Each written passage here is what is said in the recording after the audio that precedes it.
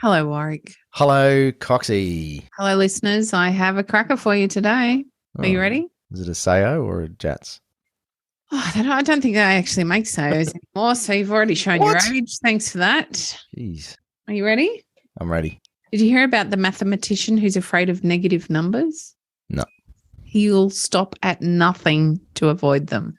Oh, I'm wondering how many brains just cooked and redlined going, what? She got that. That was a good one. I got it. Yeah, that was good. It was an intellectual joke. It was an intellectual joke, and I have a whole lot of them. And you wouldn't believe where I found these ones on Reader's Digest. So it kind of fits an intellectual joke. Did you ever read the little Reader's Digest? I did. Speaking of old people. Yes. Actually, one of the best stories I ever read, or one of the most emotive stories I ever read, was in a Reader's Digest about a crocodile eating somebody's dog as they were walking it on their lead. I think I remember that story. Do you really? It was one of the most emotive things I have ever read. I don't know whether it was true or not, but I decided it was true, and it was just really hard. Well, that was back in the day where if you read it in Reader's Digest, it must have happened. Well, that is the truth. Whereas now it's like, oh, it was on Facebook, so of course it happened. Yes, of course it happened. There's videos of it happening. Not that you can trust that anymore. No, that's the truth. Nick Allen, welcome to the show, mate. Thanks, guys. It's good to be here. Now, speaking of intellectual jokes, we're speaking to an electrician on the show. So does that make me an intellectual joke? Nice one. Nice work, mate. We haven't done a real tradie story for a bit, so it's nice to be talking to, well, I don't know. You're a good-looking dude, so I don't know if you are a real tradie. Electrician, mate. Comes with the territory. You moonlight doing magazine covers and stuff, don't you? Oh, I wish. Probably pay better. Not so you can have 2 helicopters instead of 1. Yeah, that's right. Yeah. And you've just been to the dog in the other one. You've just been to the GC. You must have been picking up the other Ferrari, mate. Yeah. Saw a nice Lambo actually drive past. Looked all right. Quite a few down the coast. There's interesting place to hang out and observe people. It's the only place you can drive them, isn't it? Without hitting potholes that'll total the car. I think you're pretty right. Now, listeners, Nick is not from the Gold Coast, even though he's spent a bit of time there recently. That was for leisure. Nick is an electrician, and he likes long walks on the beach, chocolate-flavoured ice cream, gazing at the stars. I don't actually know all that much about you personally, mate. He's a new dad. Yeah, True. new dad. Yep. 3-month-old, nearly. 3 months. Wow, that flies, mate. Well, it does when you're on the other end of the sleeplessness. Yeah. I'm just getting back into that routine after getting back from work. So, Now, listeners, Nick is one of our Tradiepreneurs, so he is opening up his brain box and letting Coxie and I pull it apart and put things back together with him.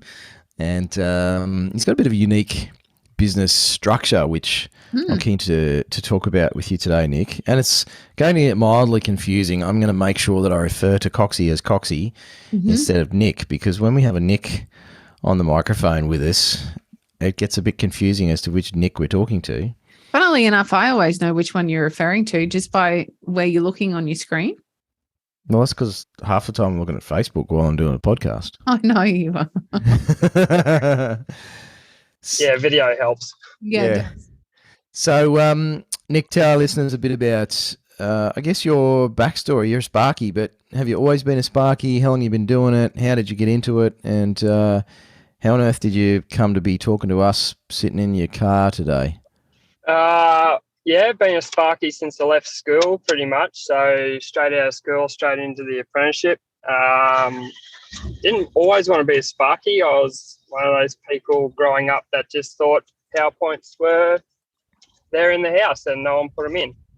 Never wondered how they got there or who put them in. Wanted to be a chippy, loved working with timber. So when I left school, I'll show my age here, in 06, there was the economic downturn, so pretty much all construction halted. I was going to school in Toowoomba, and all the construction in the area just died. So my careers counsellor at the time said, "Oh, why don't you try a different trade?" Went to a cabinet maker's for a week. Got multiple staples shot at me. And didn't really like the job. Thought needed something a bit different. And she said, "What about an electrician?" So I went and put some ads out. Got some work experience with an electrician in nearby town. Loved it. Although it was at a piggery, this massive piggery that reeked. And then just applied for an apprenticeship once I've finished my work experience, and got accepted, and just been doing it since pretty much. That was out at Dalby. I think it's really interesting where you work, Nick. And I'd like to get into the structure of your business in a moment, but can you share with us where you work, how far away that is, and what that looks like in terms of the kind of work that you do? So we're based out at Tambo, not Mount Tambourine at all. I get that a lot more than you'd think. So Tambo's literally in the central Queensland, middle of Queensland. It's about 900,000 k to the sunny coast and about 1,000 k to the territory border. Wow! And I know that because I've driven to both places. Nice. It's pretty remote, Nick. And how many people would you say are in the town? 200. Wow. 200. And you a business in a town full of 200 people, eh? Yeah. That's probably how many live in the actual town. Tambo is a bit unique. It's got a lot of smaller properties. Well, I would say smaller. Mm-hmm. This is ranging from 10 to 20,000 acres up to 100,000 acres. Mm-hmm. So they're quite condensed around the town, which means there's more clients in the properties. But in saying that, still a small area. Mm-hmm. I love that you refer to them as smaller properties. Yeah. 100,000 acres. Yeah, well, I would say the biggest property owner is a company I do some work for. They own, the property I go to regularly is about 1.3 million acres. And they own about, 12 of them. Mm. So, that's bigger. Incredible difference in lifestyle. I have a girlfriend that has a property. They manage a property for a company like what you were talking about up near the Northern Territory border. And I think, look, I'm not going to quote it, and I feel like I probably know it. If I could think of the name of it, I would say it, but I cannot think of the name of it. But I think it's in the tens of millions of acres that they have, that they control or manage. It's incredible to think of the complexities of what that looks like in terms of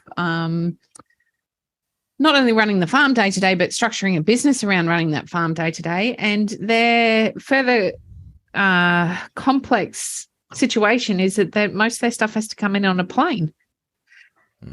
Especially their smaller stuff. It's I guess one good thing about being based out in rural areas like this is you really have to be on your ball game with planning everything. Yeah.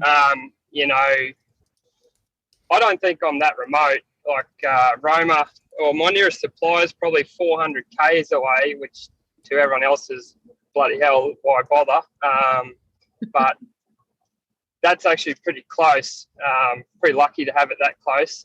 But it can still take 2 days to get materials from that supplier. So, you just really got to be on your ball game with organising materials and having jobs organised pretty much. So there's no sort of, I'll just duck out and go grab that part and go do that job. There's no running to Bunnings to pick up something you forgot, is there? No, definitely not. Can't even forget your lunch, or you're in all sorts of strife. Yeah, I did that the other day. I was quite hungry by the time I got home. Just go chase down a roo in the paddock, mate. Yeah. Well, luckily, people out in the bush are pretty friendly.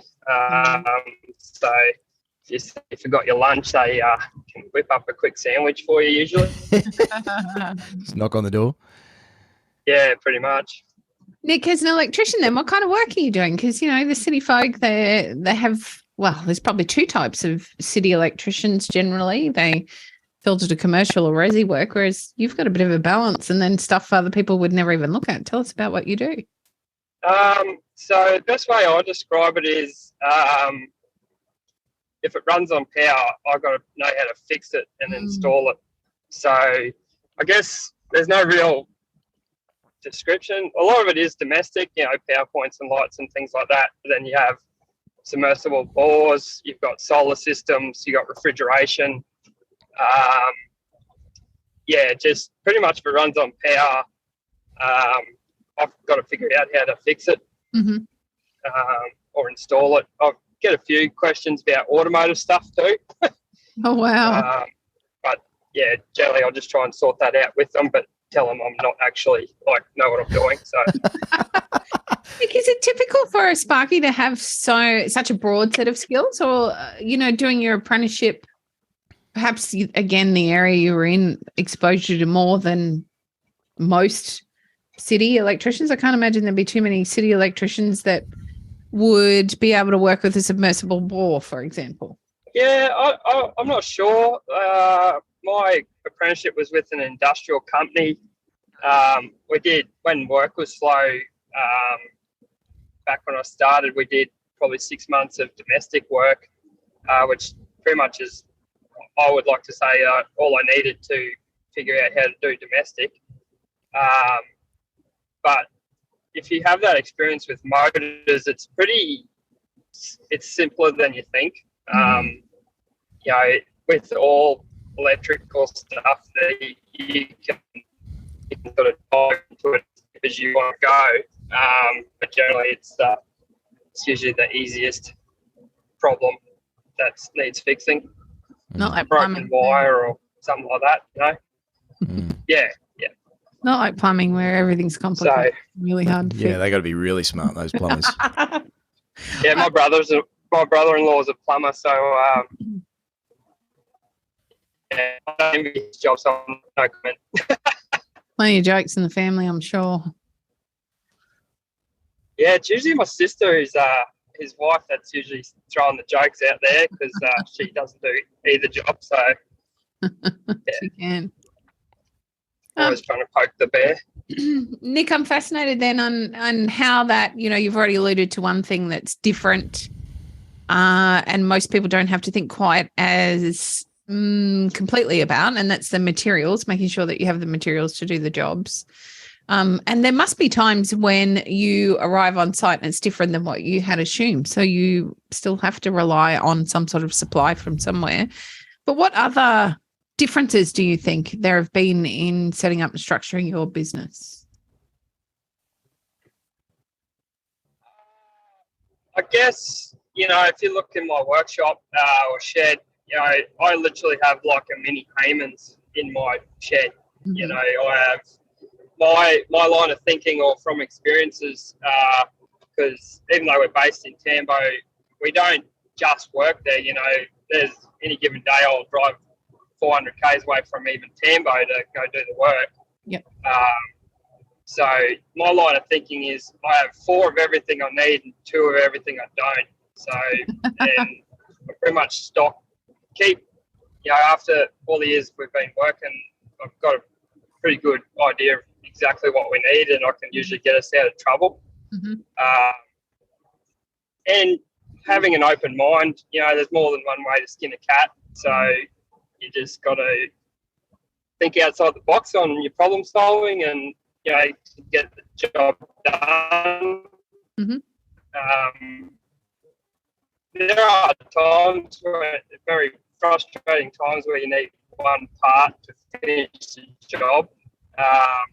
Get there, or you try and get back to it as best you can, but generally there's always in the past I've jumped on a motorbike and gone mustering to help Cocky out to fill in time.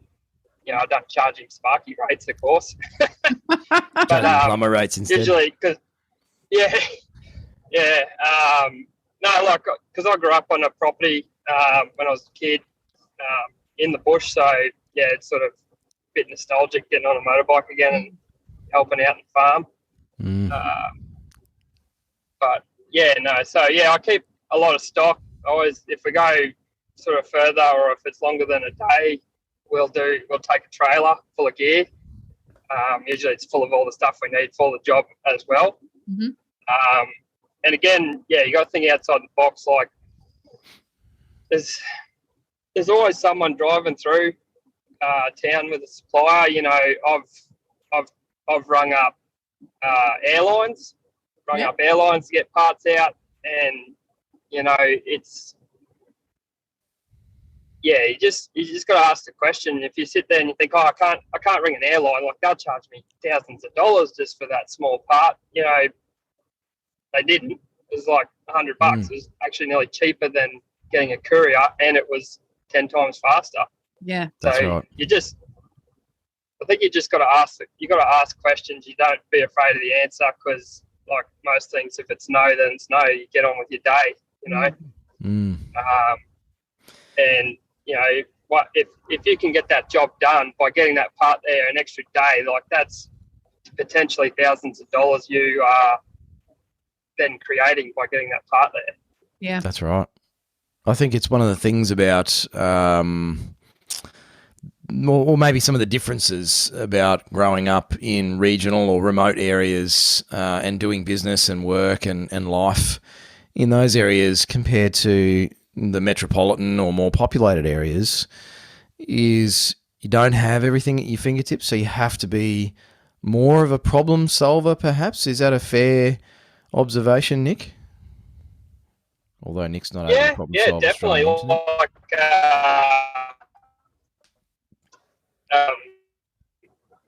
get to it a bit later, but my wife.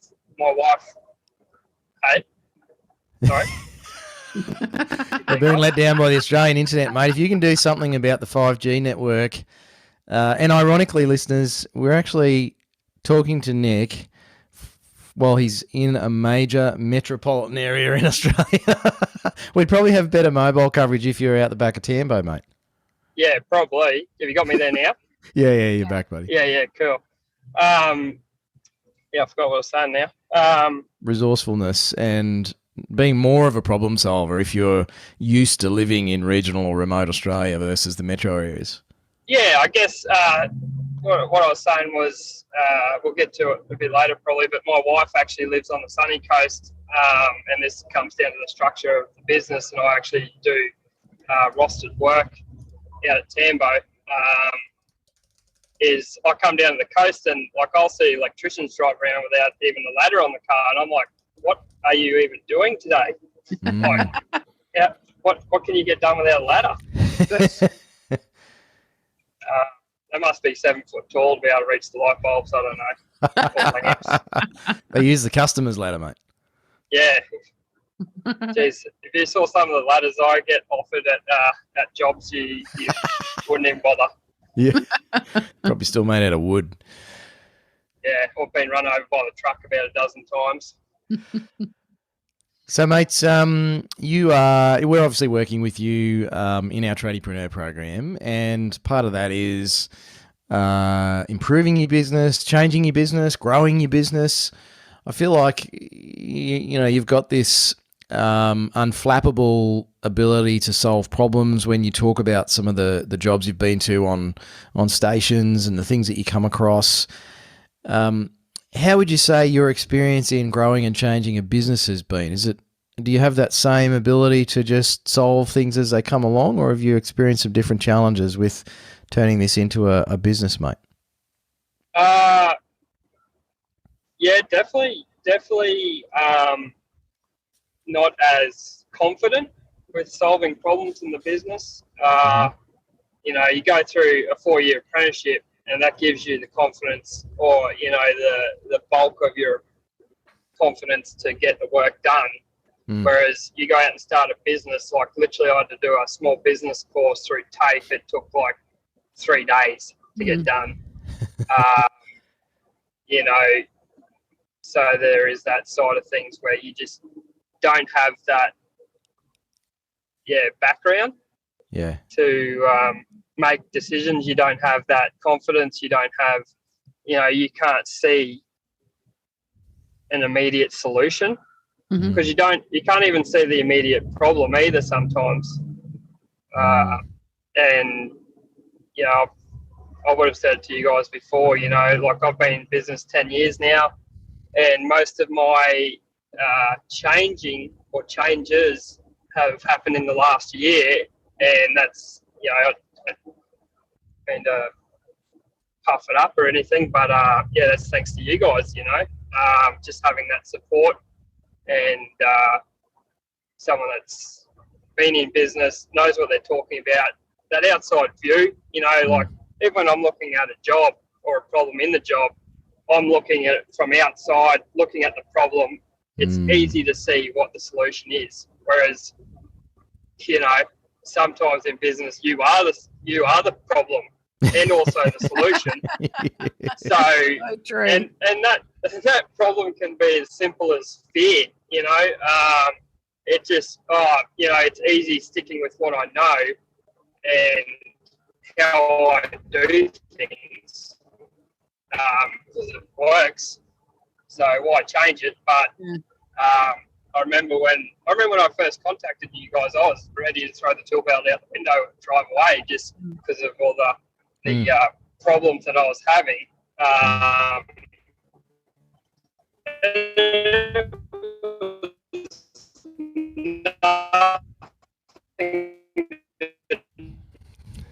We've got Robot Nick.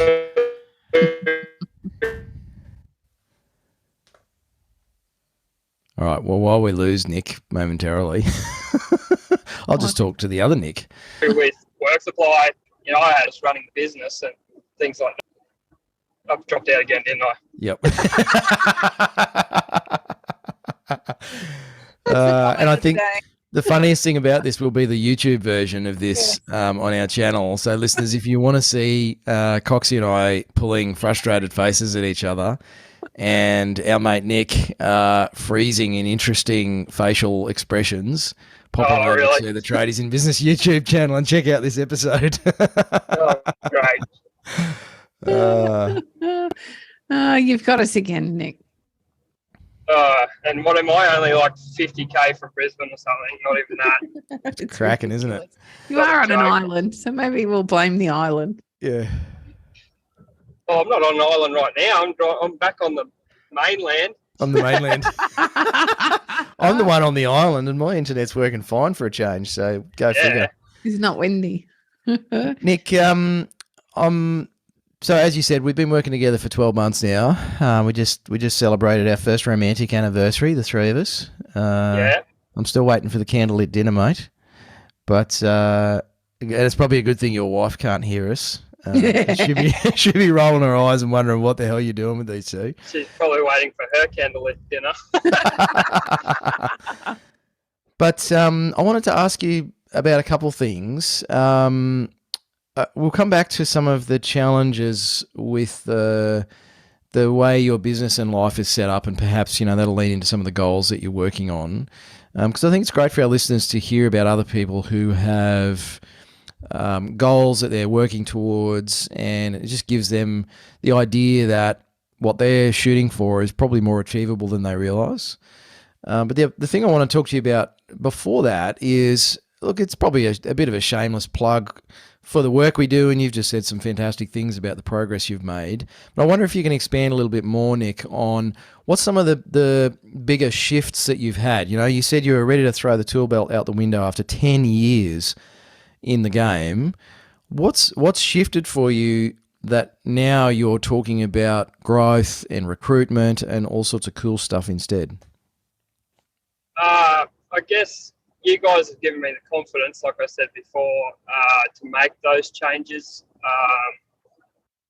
And you also helped me, sorry to be a bit wankery, but look inside at who I am, why I started the business, because a lot of things have changed for me, like you said previously. Like I've got married last year.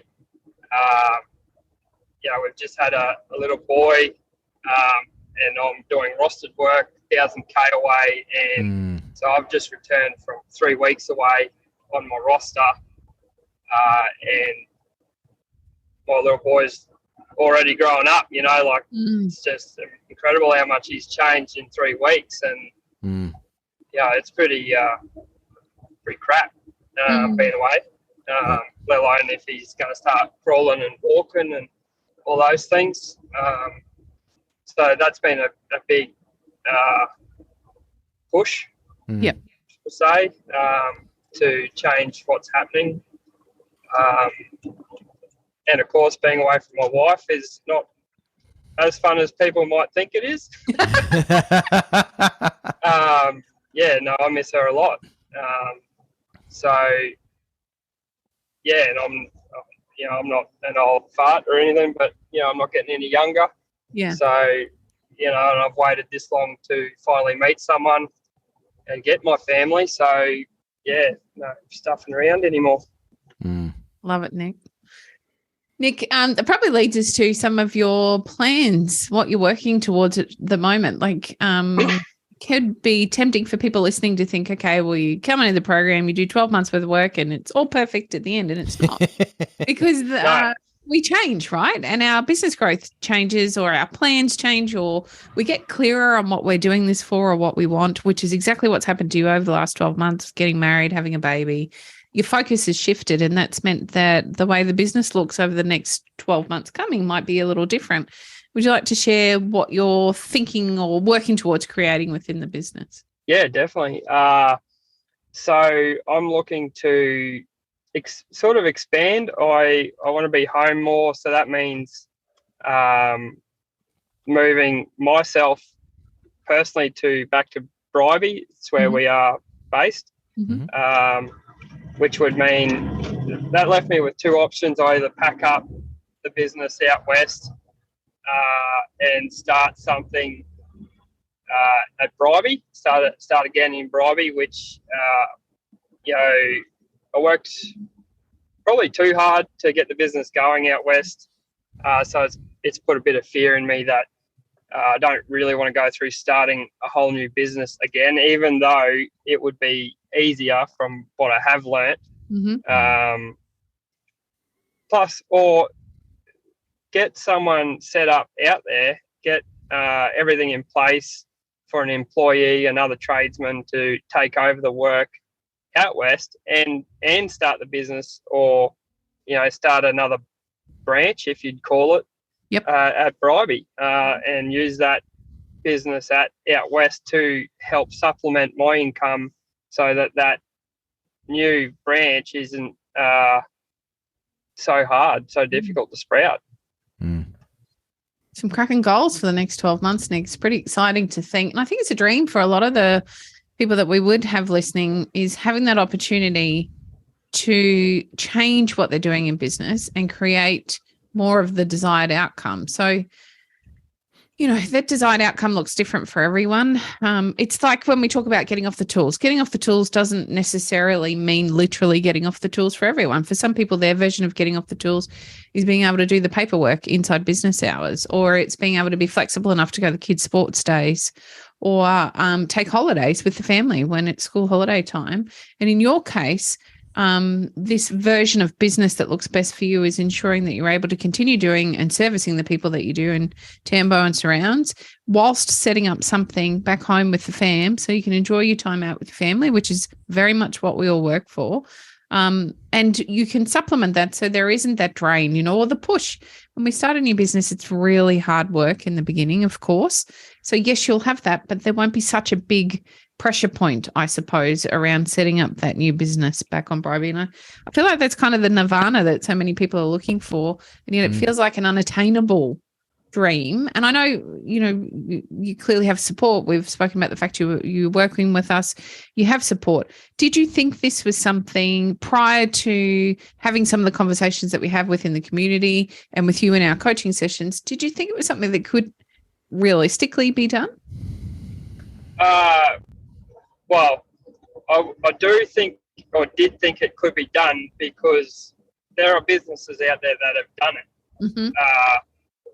That was probably the only evidence I had that it could be done, and I had no idea how they do it. I just always put it down to, it's the business they're in, or, I always come up with these excuses as to why it worked for them and why it wouldn't work for me. Mm. So, and I guess that was the, like, and I know you guys talk about this a lot, it's choosing your hard, I was choosing excuses because it was too hard to think about how I'd even get it done. Wow.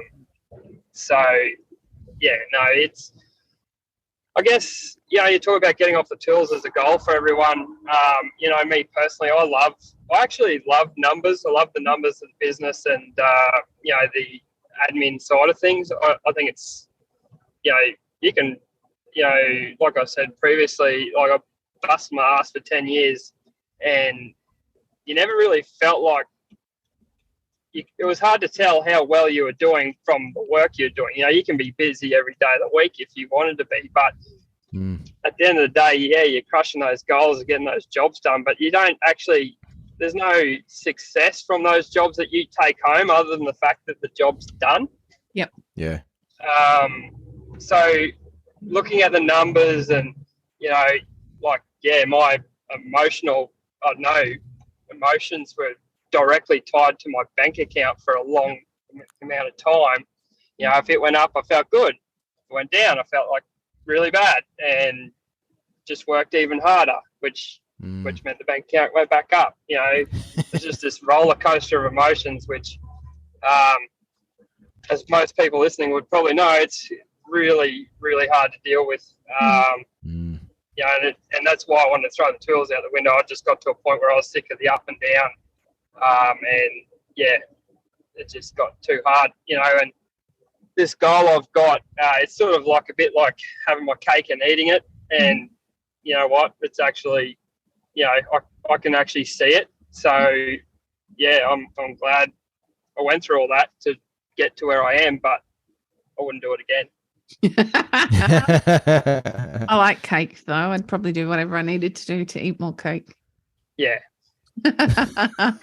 Nick, can we talk about some of those real achievements you've had in the past 12 months? Because there's been some pretty major ones that still surprised me, actually, when we stop and think about it. You are very active behind the scenes. So we have some clients that need lots and lots of support because everybody's at different journeys or stages within their journey. And I think the nature of the way you've had to work, so you're quite isolated, you do so much of what you do on your own, means that we have a chat in our private session once a month and you go away and you implement everything we talk about really quickly, which has driven some really fast results.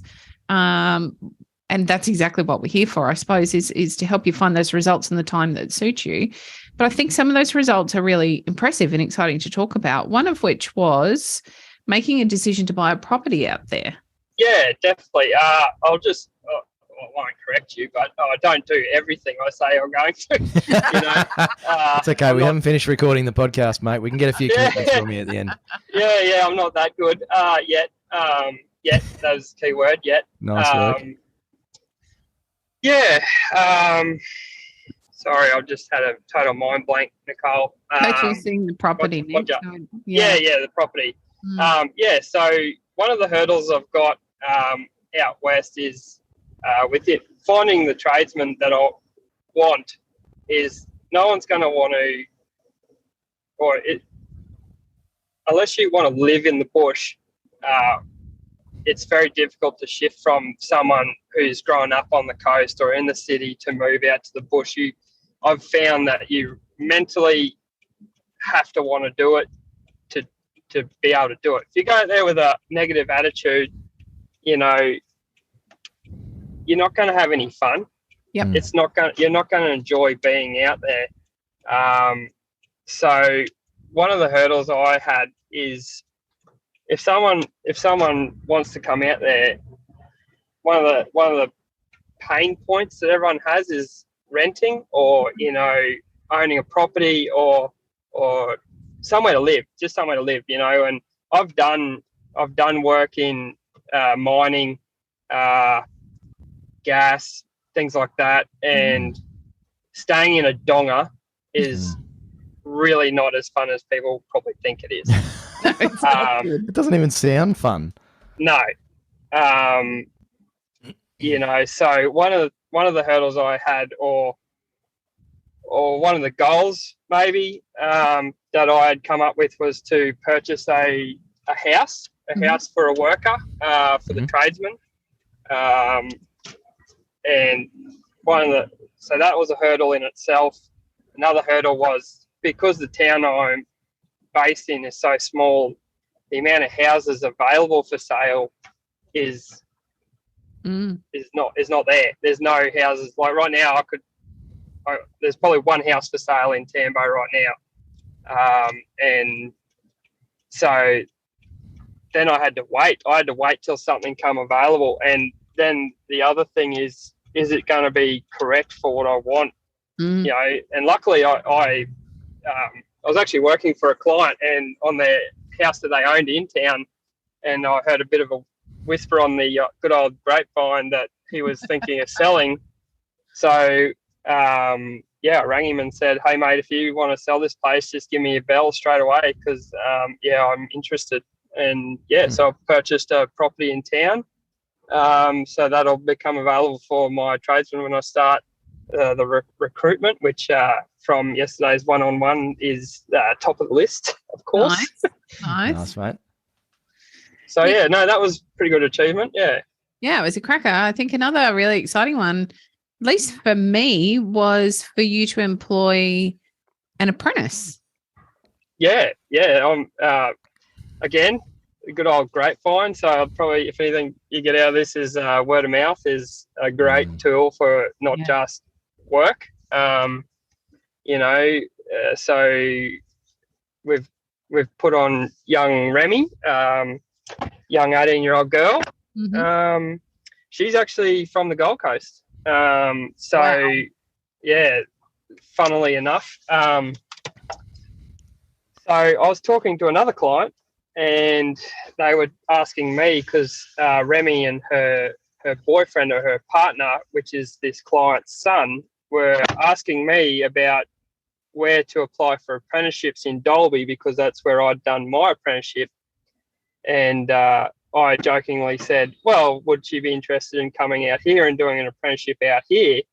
And she said, and so this client was the mother of the partner, and she very excitedly said, "Oh, we'll definitely ask her because that would be great to get Remy out here. She'll love it out here. She loves coming out here." But it was to do with Remy, but secretly it was all to do about getting her son back out home on the farm. So it worked both ways for both of us. So that was really good. But Remy started this year. She's doing great.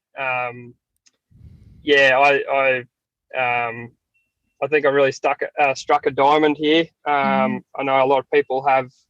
Well, I've heard a lot of issues with young people these days, and she's bucking the trend. She's going to kick some goals in life, I think. That's incredible. It's awesome, mate. And I suspect it's testament to your leadership and mentoring as well, Nick. I think. Yes. Yeah. Good fortune definitely. plays a part, mate. No, she. Look, I'm teaching her how to be a tradesman or an electrician or a tradeswoman, should I say? But she's got all the drive. She's got everything she needs to get the job done, sort of thing. So I'll steer her in the right direction, and I think she will do most of this herself, actually. Nice, mate. Nick, conscious that you've got wife and bub in the car, so we won't keep you too much longer. Keen to know what are some of the big hairy goals for the next, say, 12 to 24 months, mate? What's on the horizon? First one would be, get a tradesman based in Tambo. Mhm. We're not entirely sure how that's going to look yet. We're like I said, thinking outside of the box with everything. You know, we're talking rostered work, we're talking flights, accommodation, all kinds of different scenarios to entice someone to the job. I know there's a lot of competition for employees right now. So I think all the added benefits will be what gets them over the line, I think. So that's top of the list right now. Get them out there, get them sorted, get them structured, and then try and start something at Bribey. That's going to be an exciting chapter. I've only ever worked in the bush, so it's a different kind of clientele on the coastline over the range. So that's going to be an interesting journey. But like I said, it'll be interesting. It'll be I'm looking forward to it. Yeah. I'm sure there's a lot of listeners that would be more than happy to keep you accountable to those goals, Nick. Yeah, good. Give me a call. Bring me up. More importantly, if you're listening to this and you feel like Tambo might be a cool place to work and you like the sound of Nick, make sure you reach out. There'll be some information in the show notes so that you can reach out and say g'day to Nick and let him know if you're looking. And Nick, to wrap up, I'm going to hit you with a question I've been asking for like 10 years on this podcast. Oh, I hadn't even thought about this. Nobody ever does.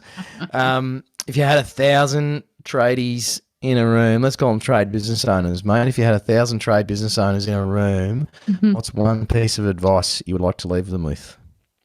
Oh, look, being trade business owners, that's an easy one. And, I'm not saying this because you guys have paid me. I'm definitely not getting paid right now. Get a coach. I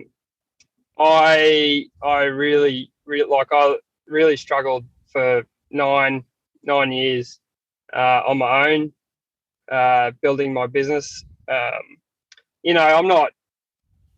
don't wish I'd done it differently. I learned a lot doing it the way I did, but looking back and knowing what I know now from you guys and what you've helped with, I'd probably have a few more hairs on my head.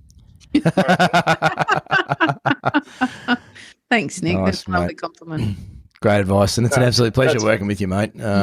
As Coxie said, it's fantastic to see the amount that you implement in the background outside of our sessions. It's not common to all of our tradiepreneurs, but it's fantastic to see. And in someone so young, you've got a lot of drive, and I really enjoy working with you, mate. So Coxie complains about you a lot, but we don't have to tell you that. It's because she hasn't got a hug from Hudson yet. No, I have not. We need to rectify this situation. Now, mate, just in case there is a... Thanks. Sorry, mate. You're right. I was just going to say, just in case there is a spark listening to this, it's like, I wouldn't mind doing a bit of work out west. What's your website, mate, so that people can get in touch with you? Oh, yeah. It's actually getting built at the moment. It's one of the things I've been working on. It used to be just something I did up sort of myself, a business card kind of thing, but it's just www.njae.com.au. Nice, Good mate. you go. All right, well, there's 3 goals you committed to because everyone heard it here on the podcast, mate. So better write them down. Yeah, 100%. Hey, thanks for taking the time out to chat with us. Yeah. Fantastic to have you on the podcast, and we're looking forward to keeping you on track to kicking those big goals over the next year or two, mate. Yeah, no dramas, and please delete the interesting faces I may have pulled. That would be greatly appreciated. That adds to the entertainment value, mate. You were actually. Just put the most silly one up there and be like, oh, this is what he looks like in real life. Come work for this bloke. Yeah. Nice, mate. Well, thanks for coming on the show. Thanks, No, Nick. thanks, guys. Talk to you Cheers, soon. Nick.